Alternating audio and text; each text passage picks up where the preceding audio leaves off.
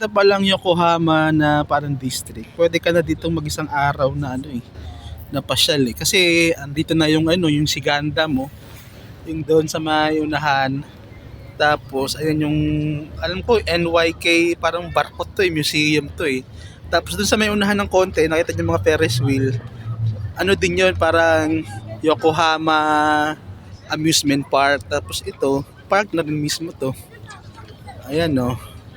So ayun yung Yokohama Marine Tower. So parang pwede kang mag-spend dito ng buong araw na rin sa itinerary mo sa Japan, Yokohama District.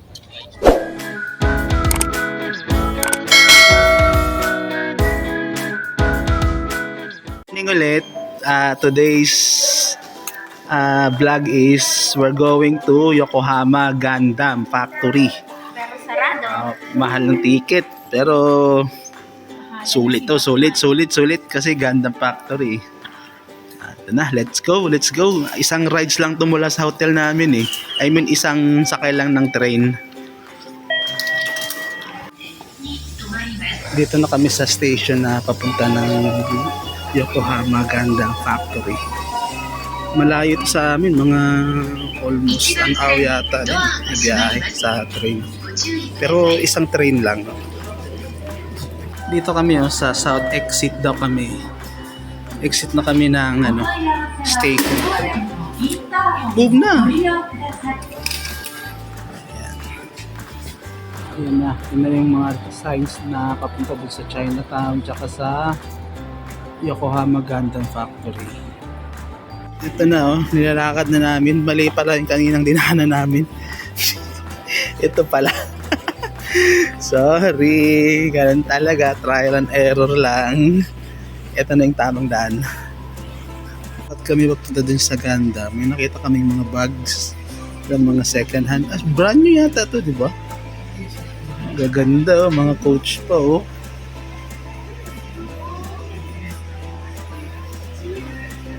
$14,000 na binili na ni Mami yung bag niya. Yan o, yan ang presyo. Astig sulit na sulit Ito yun parang second hand shop siya pero parang hindi man naman mga second lahat, parang bago lahat eh. Ano, yung mga alahas din, may mga konting pang winter clothes pero mostly talaga bags. Dito to sa may papunta to ng Yokohama Gundam Factory.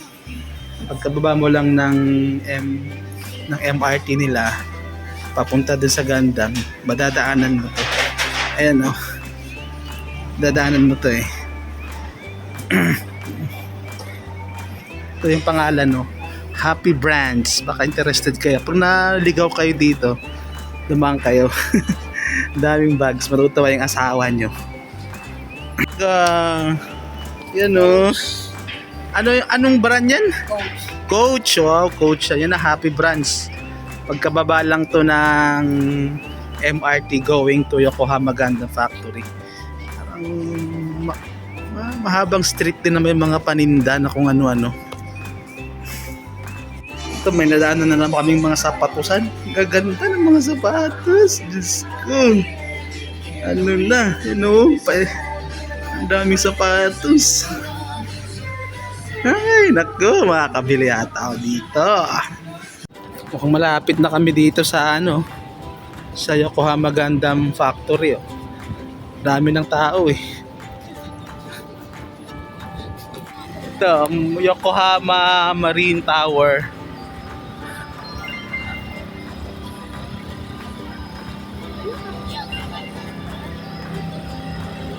Kakain muna kami dito. Hanap muna kami ng may mga food truck naman eh. Makakabili tayo dito. Ito, kebab. Ito na lang, bilhin namin. Social na namin nasa gitna ng park talaga. Pwede rin kumain dito eh. Yan doon kami umorder doon. Tapos doon banda na yung pasyalan, yung parang malapit sa dagat.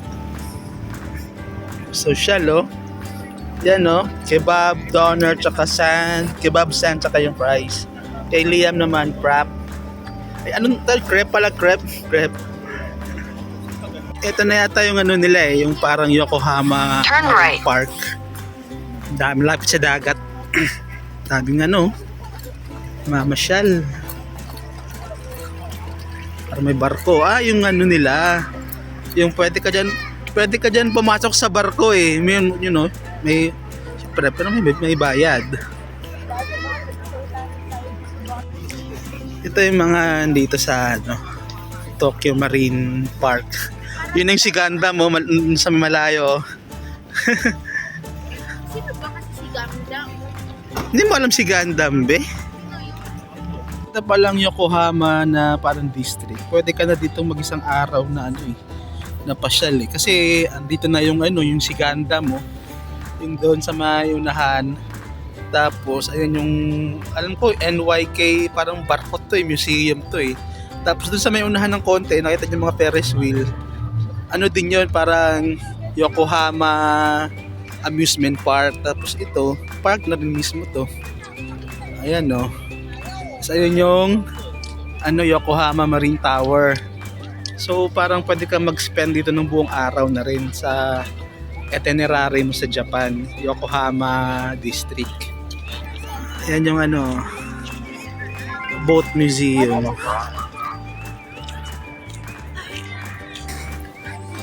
Doon pa lang sa pagbilang nila sa picture, alam ko na Pilipino. Galing ko talaga. Oh, daddy! Gipet. Order na kami. Ay, order pa rin, di pala. Nagbayad na kami ng ticket. Umorder ang puti. Ayan no. Ah, may oras din pala talaga siya. Yun yung ano niya, bayad niya. Yung ticket price niya dito ngayon. Yan na oh, Gundam oh. Gumagalaw na yata to. Galing galing napanood ko lang to dati sa TV namin black and white ah. Batang ano no 90s eh no. Ay, inaabangan ng mga turista, gagalaw na daw to eh. May specific na oras kung kailan gagalaw. Ngayon abangan na natin kung ano magiging galaw na ito.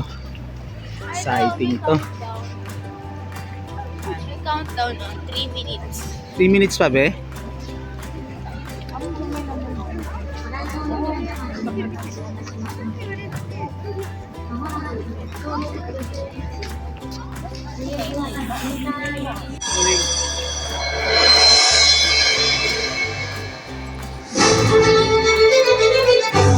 Gumalaw na siya oh.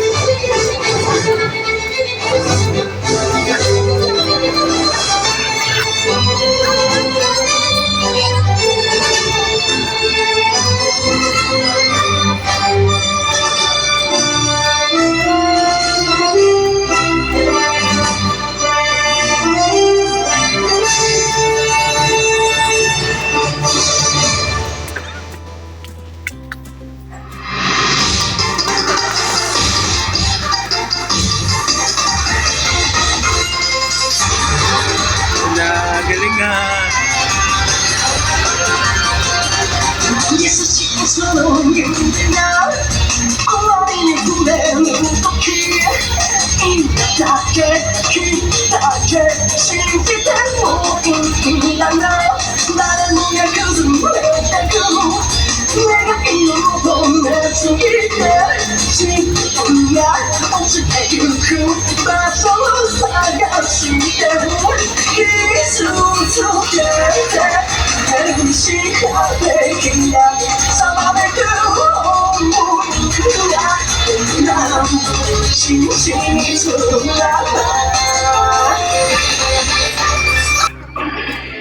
System all green.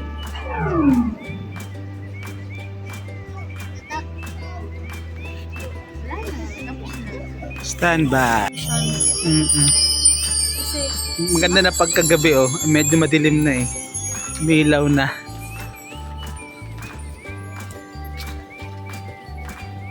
Dahil pa rin tao. Mas marami ata sa gabi dito eh. Yan yung binili namin. yung table. No, Mga worth 5k yan dalawa eh. dalawa yan. Bubuuhin namin yan ni Liam. Buuhin natin yan, Liam, ha? Magdating sa hotel. Sabag na, doon na sa ano. Ano? Malamig na ang hangin. Malamig talaga pala dito kasi tabing dagat. Yung isang ano, yung maliit dito na katabi ni Gundam, gumagalaw din pala to, yung maliit. Ito yung parang binili namin na laruan. Ito yun. Happy moving! The robot moving!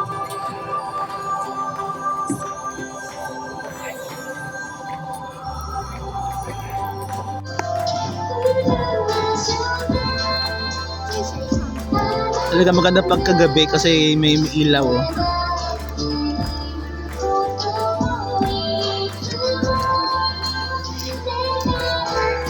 Pumasok kami dito sa kanilang parang ano, museum na din.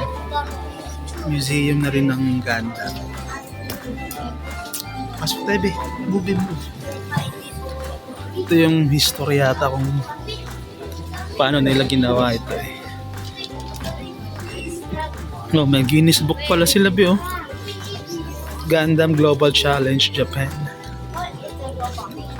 Kanagawa na pala to, Kanagawa.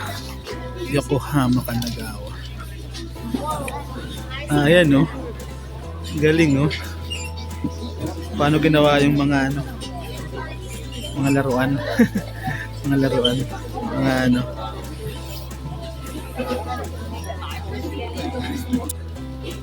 Yung paggawa ni Gundam, oh. Ay, bago lang pala siya.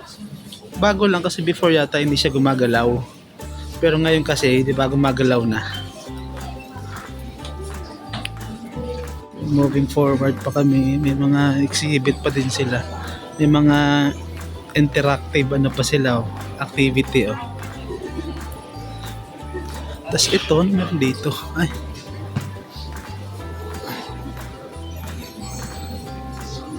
Yung parang ano niya, layout niya. Yung parang ano niya, blueprint, parang gano'n, blueprint.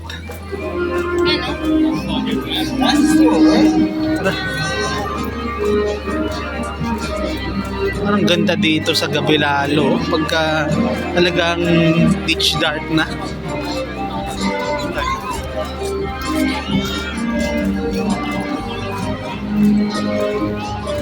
Para sa entrance fee na mga almost 600 each sa pesos, sulit na sulit, di ba? You have to experience yung mga dating napapanood mo lang sa TV, tas ngayon nakikita mo na in real life, di ba? Parang napaka fulfilling siguro no. Para sa mga may mga edad-edad na na napapanood lang to dati sa ano, 'di ba? Ganda. Anyways, we have to go, Gundam. Stay there. Sana pagbalik namin dito, tumatakbo ka na. Lumilipad ka na. May light show pa pala dito sa pinaka-center ng ano nila. Yokohama Marine Park. Yan, oh, may light show pa. Ganda. Maganda, lahat maganda sa Japan. Yun na lang. Oh, yan, oh. Stick, oh.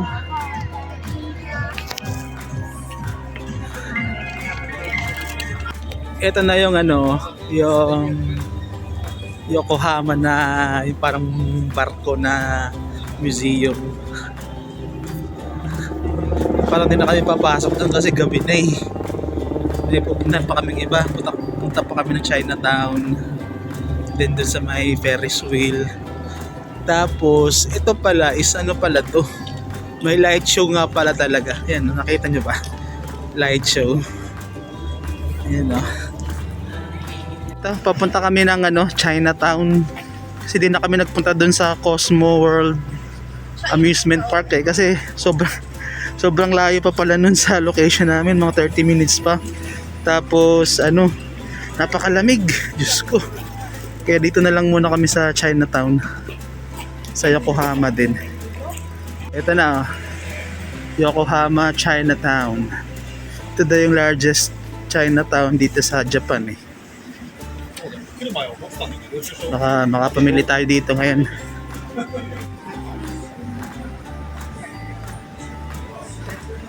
Daming street food oh. Daming street food. This is a good sign. Yan oh. Sa Taiwan, yung nag-route tayo. Daming pagkainan no. Daming pagkain. Diyos ko. Taiwan. Grabe, ang laki oh. Ito, meron dito. Meron dito. Meron din dito sa kabilang side. Ala. Talaga naman si Arigato. napakalaki nga nito. No doubt, it is the largest Chinese community town. Chinese. Daming restaurants. Panalo. Panalo sa food trip.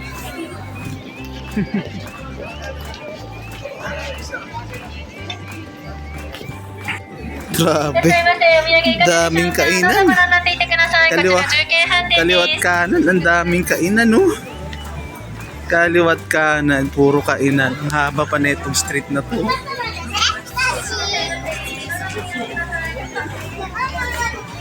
Food, ano nga talaga to? Food paradise. Kaliwat kanan, kainan. Ang haba nitong kalin na to na puro lang restaurants ah. Bongga to sa mga may hilig sa Chinese food. Mula dun sa Gundam Factory, ano lang mga siguro 10 minutes walk lang to eh. 10 minutes walk lang mula dun sa Gundam Factory. Yan si Liam mo, kahit sobrang lamig, bibili pa ng ice cream. Ala, grabe itong batang to. Parang masarap to dito, siopaw oh. Siopaw ba to? Baka naman siopaw. Manok malamang. Parang sawa na ako sa manok ah. Siopaw naman kaya. Dito din pala may siopaw oh.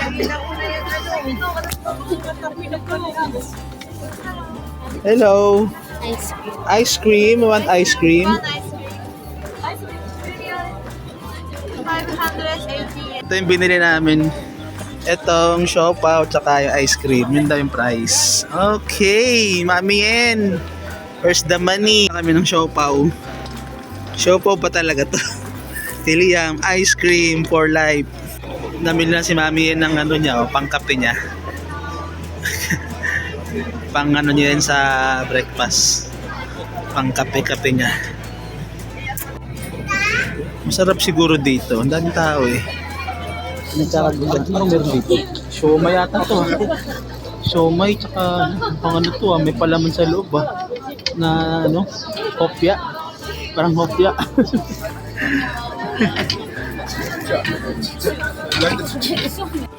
Bibili daw kami ng fried chicken. Malaman naman fried chicken yan eh. Kita naman na. Hindi na tayo malilito dyan. Bibili kami nun, no? Yung parang milk tea tsaka may manok. Sana lang tama yung ano.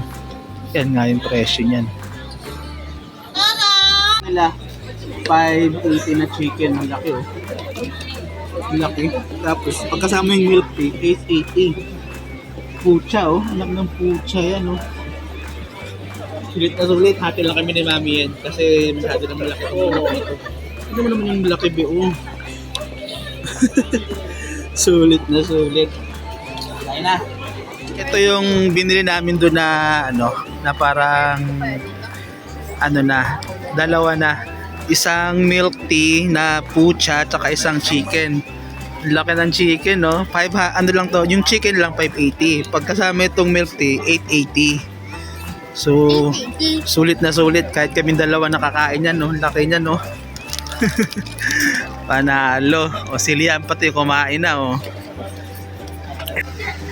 Parang lahat dito ng turista may dala-dalang ganyan oh. Parang strawberry oh. 400 yen daw eh. Makabili nga yan oh. Bumili na si Liam oh. Ano ba yan be? Strawberry? Ah, strawberry pala. Strawberry namin na tamis. Nung una kong kita, akala ko parang chorizo. Chorizo. Akala ko chorizo. Maliit